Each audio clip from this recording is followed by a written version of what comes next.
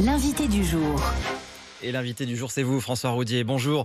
Vous êtes le porte-parole de la plateforme française de l'automobile qui représente la filière auto. On voulait s'arrêter sur ces chiffres avec vous ce matin parce que c'est une première. Au mois de juin, il s'est vendu en Europe plus de voitures neuves électriques que de diesel. On assiste vraiment, ça y est, à une bascule. Oui, on a une bascule. Alors nous, en France, on l'a eu avant, parce que depuis janvier, on est déjà systématiquement tous les mois au-dessus en électrique par rapport au diesel. Double effet, vous avez une baisse du diesel, moins de véhicules produits par les constructeurs, donc moins d'offres, et puis une montée de l'électrique, parce que on voit que quasiment toutes les semaines, il y a un nouveau modèle électrique qui arrive sur le marché. Alors aujourd'hui, l'électrique, c'est 15% des ventes de voitures neuves, donc ça, c'est au niveau européen. C'était 2% il y a 4 ans, donc en fait, c'est fulgurant. Exactement. C'est monté très très vite. C'est monté très très vite parce qu'on a eu une offre considérable de la part des grands de l'automobile. Et puis, il ne faut pas oublier l'effet Tesla. Tesla, c'est la 8e voiture la plus vendue en France, ce qui est phénoménal. Malgré son prix, parce que c'est quand même très cher, l'électrique. Voilà, malgré son prix. Alors le prix, vous avez vu, connaît un certain yo-yo, parce que M. Musk a tendance à baisser le prix pour casser la concurrence chinoise en particulier. Alors justement, quels sont les modèles qui se vendent? Est-ce qu'on arrive à vendre des voitures françaises en électrique? Alors on vend dans les voitures actuellement qui se vendent bien, vous avez la Tesla, la Dacia Spring. Les deux sont fabriqués en Chine pour l'instant. Mais vous avez Mégane de Renault qui se vend bien. Et puis surtout la i208, donc la 208 électrique de Peugeot qui sont les voitures qui squattent vraiment le paysage électrique. On se serait vu. Fabriqués où? Parce que vous disiez les autres sont fabriqués en Chine. Alors, les autres sont. Alors, la Mégane est fabriquée en France, i208 est plutôt entre l'Europe de l'Est et sûrement l'Espagne. Mais ce sont des voitures européennes. L'idée, progressivement, lorsqu'on parle des bonus sur l'électrique et autres, est d'avantager les voitures faites en Europe. Donc, c'est ce qui commence un peu à sortir. Qu'est-ce qui a joué dans cette accélération? Vous citez les bonus, donc les aides d'État qui réduisent un peu le prix à l'achat. Ça fonctionne? C'est ça qui fait l'attrait?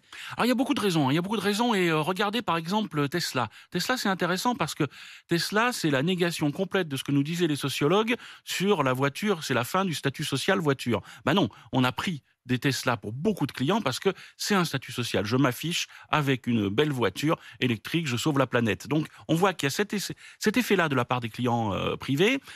Le bonus a permis aussi de diminuer le prix de ces voitures qui restent chères parce qu'on est encore sur des technologies batteries coûteuses. Ça diminuera progressivement au fil des inventions, mais on est sur un marché qui est encore très fragile.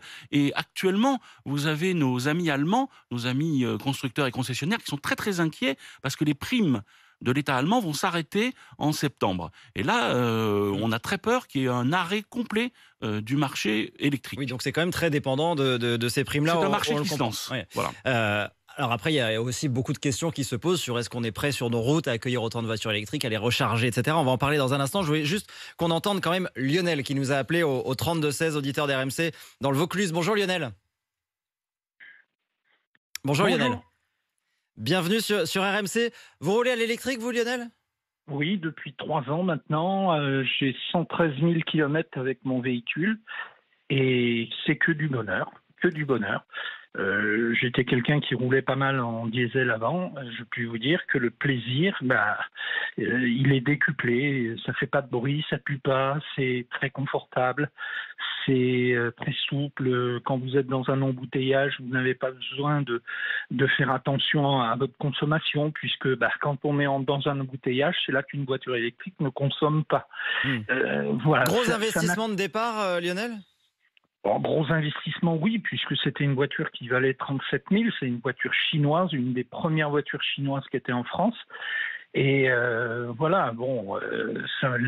aides de l'État m'ont permis de l'investir. Mais quand je comparais par rapport à mon 4x4 roumain diesel, où je faisais 25 000 km par an à l'époque, je puis vous dire que je gagnais de l'argent à rouler en électrique.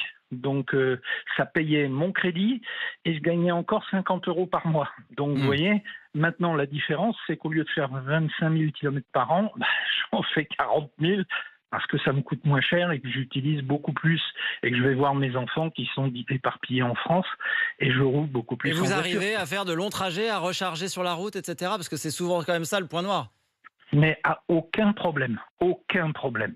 Les gens qui disent qu'on ne peut pas recharger, qu'ils essayent. Moi, je peux vous dire que je vais dans l'Aveyron, je vais en Corse, je vais à Lyon, je monte à Beauvais. Je n'ai aucun problème. J'étais déjà quelqu'un qui, tous les 2 heures, s'arrêtait sur l'autoroute. Eh bien, je peux vous dire, vous arrêtez un quart d'heure, vous rechargez votre voiture. OK, puisqu'on ne s'arrête jamais à zéro. On n'a jamais zéro dans la batterie. On s'arrête, on est à 45% de la batterie.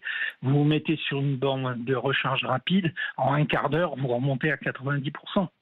Merci Donc, pour vous votre êtes témoignage, Lionel. On l'a compris, Lionel, convaincu par son achat, 113 000 km au compteur avec sa voiture électrique. La recharge, c'est quand même le gros sujet, François Roudier.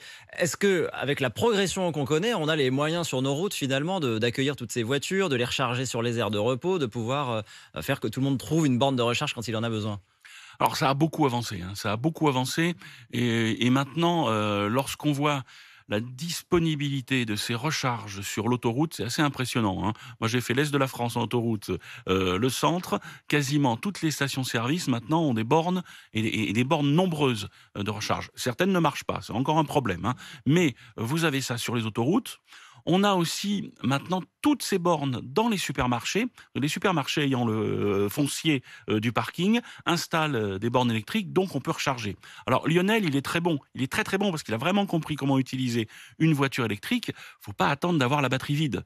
Et en plus, ça l'abîme, hein, si vous rechargez d'un seul coup de 0 à 100. Et vous allez mettre très longtemps. Donc effectivement, en rechargeant par petits coups, en ayant accès, et c'est très facile, il y a beaucoup de logiciels, d'applications qui vous permettent de voir où sont les bornes électriques. Je fais de la publicité pour ChargeMap, qui a été un des pionniers et qui est très très bon. Oui, Donc mais quand vous arrivez, s'il y a 5 voitures qui attendent devant vous et qu'elles ont besoin d'une demi-heure chacune, on n'est pas arrivé. Hein. Là, imaginons qu'on est samedi qui arrive. Ah oui, oui, c'est c'est là où de toute façon, dans les congestions de départ en vacances, on aura des soucis, hein.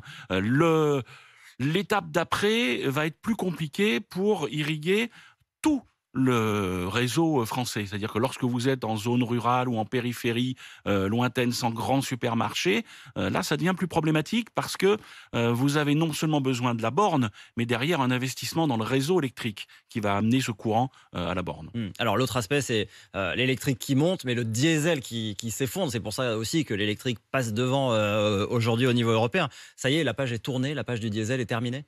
Alors, peut-être pas, parce que d'abord, faut pas oublier que le diesel reste majoritaire sur tout ce qui est véhicule utilitaire, camionnettes et camions, et c'est un vrai souci, on le sait.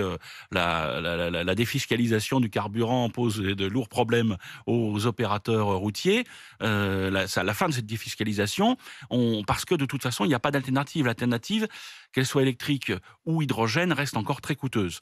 Ce qu'on voit, c'est que le diesel, pour les particuliers, diminue, à la fois parce qu'il y a moins d'intérêt de la part des clients et puis il y a plus d'offres. Lorsque vous regardez les dernières voitures qui ont été lancées par tous les constructeurs, on a des modèles essence, des modèles hybrides, des modèles électriques. Il n'y a même plus le modèle diesel. Donc moins d'offres, moins d'intérêt, c'est-à-dire que ça va rester la voiture très utile pour les gens qui vont rouler, qui vont faire un Paris-Marseille 3 fois par semaine. Et ça veut dire aussi que les constructeurs anticipent déjà l'année 2035 où l'Union européenne a validé le fait qu'en 2035, on n'aura plus le droit de vendre de voitures thermiques, donc essence. Voilà, diesel. oui, alors c'est une anticipation qui est même très avancée, hein. Si je vois entre Renault ou Stellantis, on est sur des fins de catalogue de voitures thermiques en 2030. C'est-à-dire que c'est 5 ans avant la fin de... Donc ce sera fait, c'est ban. faisable, cet objectif il est atteignable. Cet objectif, il est atteignable par les constructeurs. Après, il va falloir voir si le client accepte, si tous les clients acceptent d'avoir des voitures électriques selon leur utilisation. Et si les clients sont rassurés aussi sur ce sujet de la recharge qui, on entend souvent chez les auditeurs d'RMC, est quand même un gros sujet et qui fait peur à beaucoup finalement. Voilà, et puis dans l'automobile, il ne faut jamais oublier, le grand patron, c'est le client. Merci d'être venu ce matin, François Roudier, porte-parole de la plateforme française de l'automobile qui regroupe toute la filière automobile en France. Merci à vous, il est 7h50.